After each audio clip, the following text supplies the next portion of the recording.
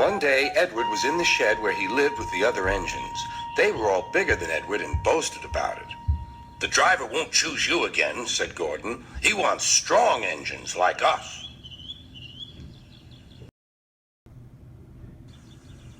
But the driver and fireman felt sorry for Edward. "Would you like to come out today?" "Oh, yes, please," said Edward. So they lit his fire, made lots of steam, and Edward puffed away.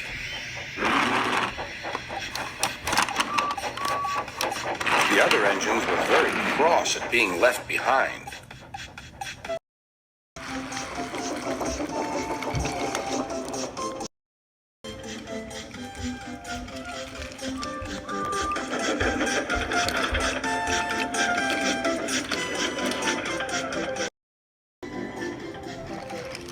Edward worked hard all day. The coaches thought he was very kind, and the driver was very pleased.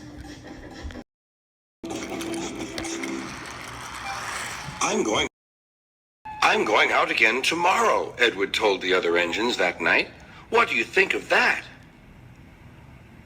But he didn't hear what they thought, for he was so tired and happy that he fell asleep at once. Next morning, Edward woke up to find nothing had changed. Gordon was still boasting. "You watch me, little Edward, as I rush through with the express. That will be a splendid sight for you.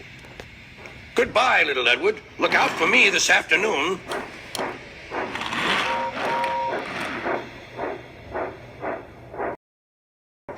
Edward went off to do some shunting. He liked shunting.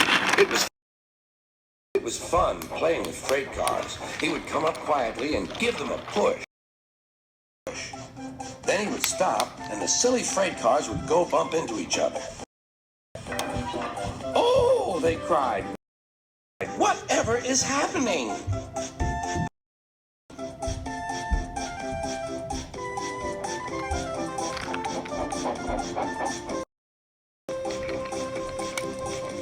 Edward played till there were no more freight cars.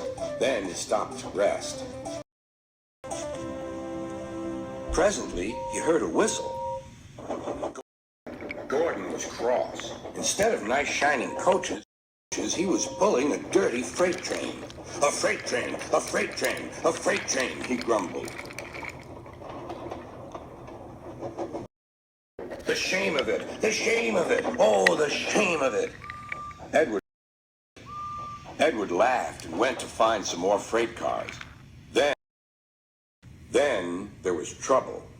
"Gordon can't get up the hill," the porter called to Edward's driver. "Will you take Edward and push him, please?"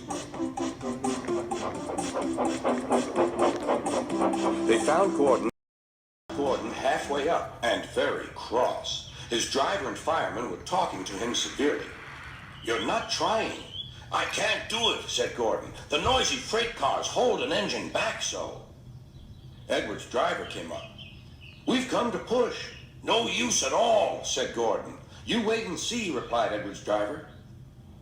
They brought the train back to the bottom of the hill.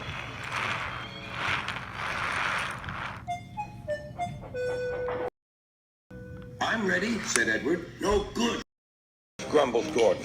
They pulled and pushed as hard as they could.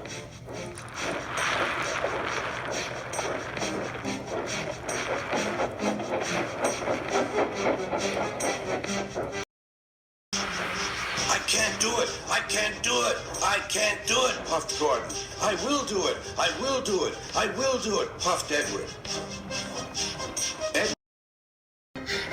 Edward pushed and puffed and pushed as hard as ever he could.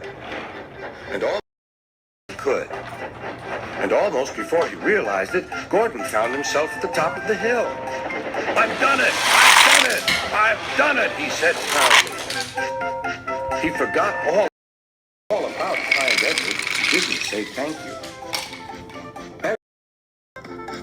Edward was left out of breath and far behind, but he was happy because he had been so helpful. At the next station, he found that the driver and fireman were very pleased with him.